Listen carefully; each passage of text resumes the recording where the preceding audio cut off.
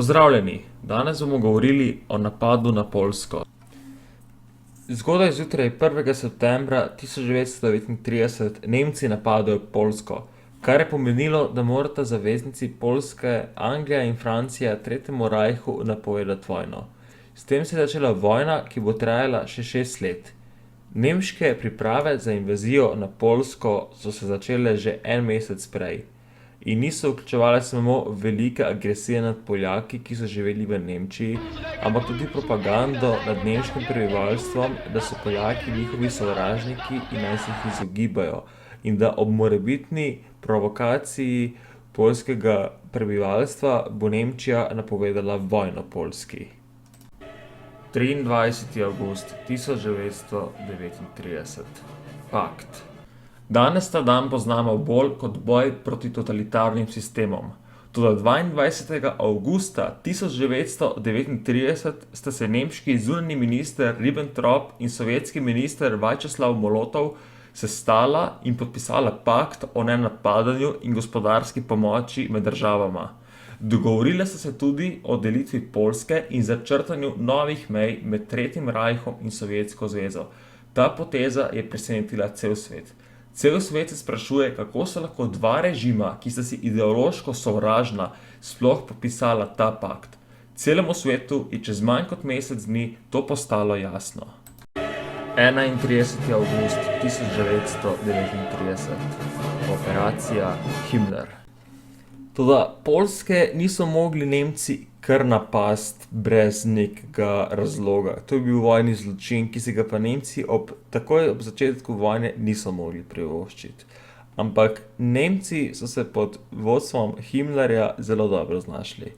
Pozno ponoči se gestapo in pripadniki SS-a odpravijo na hrib Griviču s svojim zapornikom Francesca Honjaka, ki je bil oblečen v poljsko vojaško uniformo in je moral na hribu Griviču v pošti prebrati sovražno sporočilo za Nemce. V svoji akciji naj bi zajel skupino SS vojakov, ki pa naj bi na koncu se nekako osvobodili in ga ustrelili. S to zvijačo so Nemci hoteli preprečiti, da bi svet prišel do tega, da so Nemci napadli Poljsko brez razloga. 1. september 1939. Napad. Nemci so imeli 3 območja, preko katere bodo lahko napadli Poljsko. Sa severne Prusije, z juga bi naprej prodirale sile Slovaške, z zahoda pa prva tankovska armada in 2 drugi armadi, ki bi podpirale tankovsko armado. Namen je bil hitro obkoliti poljske vojake ter hitro zavzeti Varšavo.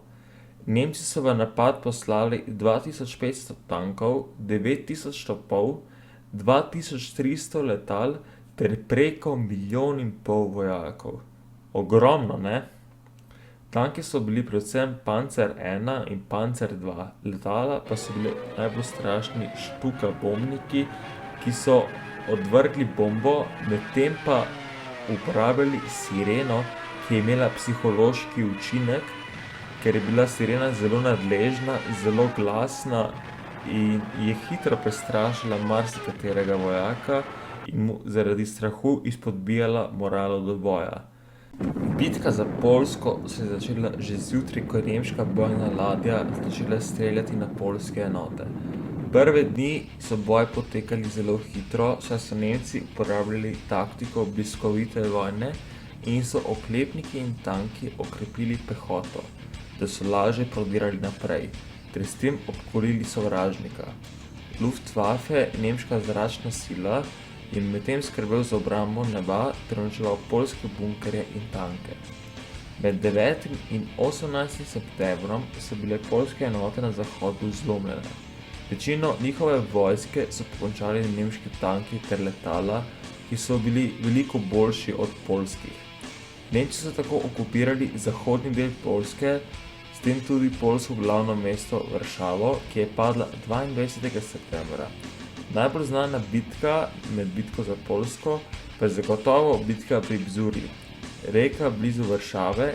Takrat so sicer Poljaki res zadržali Nemce za nekaj dni, tudi so izgubili in imeli več kot 20.000 žrtev, medtem ko so imeli Nemci manj kot 8.000. Prav zaradi velikih izgub in neuspehov so se Poljaki umaknili na jug na mejo z Romunijo, kjer so čakali na vojaško podporo Francije in Anglije, ampak zaman, nobena zaveznica ni pomagala Poljakom. Francija je sicer na mejo z Nemčijo poslala oklepnike in nekaj enot, toda brez učinka. Svet je pustil Poljsko na cedilu. 17. september. Prihod Rdeče armade.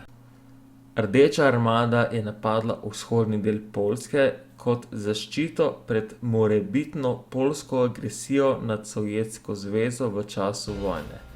Prav tako pa so Rusi si želeli vrniti ozemlje, ki so ga izgubili po prvi svetovni vojni zaradi revolucije in bojev v letu 1920. Poljaki se niso morali upirati dvema velesilama naenkrat, tako da so se borili ali predali ali kar umrli. Zmagati niso mogli. Poljska tehnika se ni morala meriti z rusko ali nemško.